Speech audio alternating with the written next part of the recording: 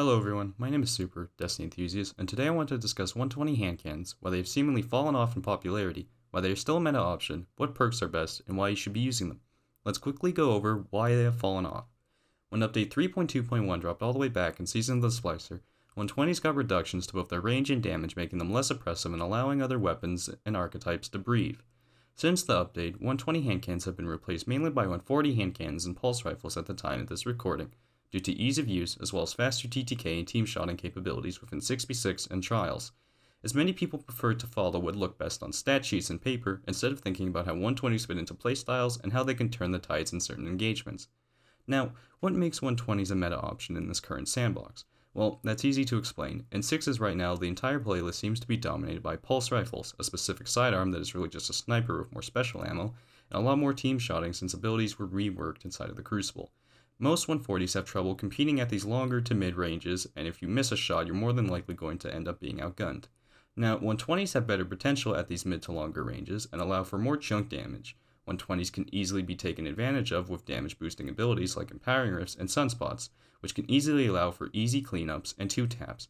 Trust me, your teammates are really going to welcome 80 to 70 damage on a headshot when you're 35 meters away from the opponent as opposed to 40 when you're using a 140 hand cannon. 120s are also great at peek shooting around corners when you're dueling your opponents. They're going to be doing a lot more damage, and you can do this at further ranges. Now, in this gameplay, you're going to see me use a variety of 120 handcannons paired with Witherhoard, as it makes for great cleanups, and for the team, I'm basically playing lockdown. I force the enemy team to be divided, and to take specific routes to directly challenge my teammates, which can then overwhelm them. Now, let's quickly go over what perks make 120s have an edge over 140s. Now, 120s can take advantage of specific perks like time payload or explosive payload, which will extend their damage fall off and allows for a lot more flinch compared to most of the 140 hand cannons. Take True Prophecy as an example. You can roll both payloads and opening shot, and if you can be grinded for in Dares of Eternity, which is a lot easier in my opinion than grinding for the God Roll, Adept Pally, or Fatebringer in the Master modes. For Steady Hand, the Iron Banner 120, again, you got great perks like Iron Grip and Slide Shot or Snapshot Quick Draw. Bottom Dollar is my favorite 120 hand cannon simply due to the fact that it rolls with Disruption Break, and I have one with it. Igneous Hammer is the third best 120 hand cannon in the game, and is the best non-sunset 120 hand cannon currently due to the fact that its base stats are just amazing. If you have the Adept one as well, you can also put Adept mods onto it. Now, some of you may be asking, hey, where are the other two hand cannons, those being Dagger and Loud Lullaby? Well, unfortunately, I do not have a Dagger. However, if you possess one, I would recommend it as it is very good as well. Loud Lullaby only has a few specific rolls that are good, and honestly, you are better off grinding for one of the other legendary 120s instead.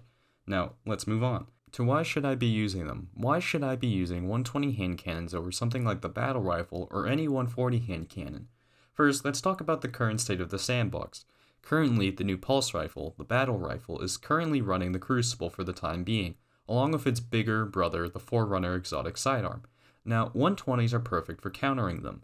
They play within the same ranges in most encounters, and peek shooting around corners with a 120 hand cannon against pulses, or specifically the Battle Rifle, really puts the pressure on them, and if they miss a shot or a burst just once, you're going to have the upper hand.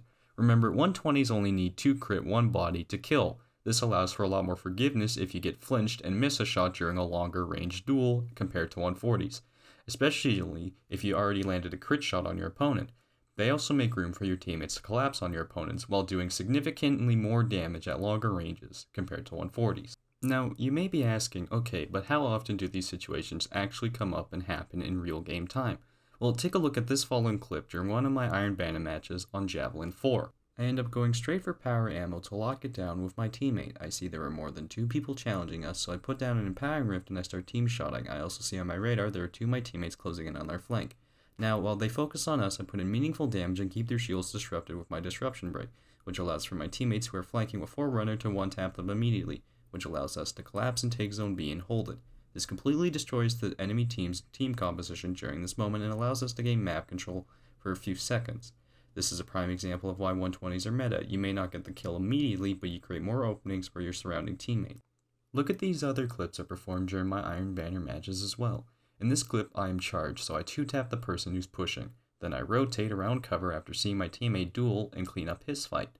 Then I notice the person all the way in the back of the map is weak, so I clean him up as well, which then leads into the next clip Next clip here on my hunter, we are in a team fight and I see 3 people on top on the left. I throw all my abilities, which kills one of them, then I primary the other, getting him to half health or weaker. Then I jump back up, knowing both of them are weak, and kill both of them, turning the tide of the fight. Then I rotate my way around to Zone B, watching for radar pings, knowing that most of the enemy team is going to be rushing to B on the upper level, same as my teammates. Both are trying to quickly claim Zone B. I stay on the bottom level looking to clean up and help teammates with their engagements so we can take the zone. This entire engagement and retaking the zone allowed us to win the game purely just off playing with the team. In this next clip on my hunter as well, I again just use my 120 to play off my teammates. I get a pick, I rush in knowing my teammates are behind me as we clear out that 3v2 engagement, which allowed for our other teammates push through in the middle section of the map, allowing them to capture Zone B. In this following clip here on my Warlock, I immediately after spawning in rushed to the enemy zone with the Wither Horde and Arc Web Grenade. I toss both of them over, killing pretty much the entire team. Then I slowly rotate around their zone along with my teammates, because what is the enemy team going to do? Push us? Even if they run away, you have a 120, which will pretty much one-shot anyone who got caught in that situation, no matter how far away they appear to be. You can easily just one-tap them to the head or one-tap them to the body, depending on how weak they are. You just have to put out damage and clean up after your teammates to be successful. You basically become the janitor of the Crucible match, cleaning up after everyone and only getting your time of peace and glory during a lunch break where you can pop off on your own. But with that said, we are reaching the end of the video. I recommend you at least go out and get a feel for 120 hand cannons again, and the worst that can happen is you put it back down again.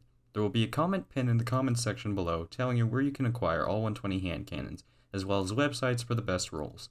Remember to subscribe as it helps the channel grow, and thank you all for watching. I'll see you in the next one.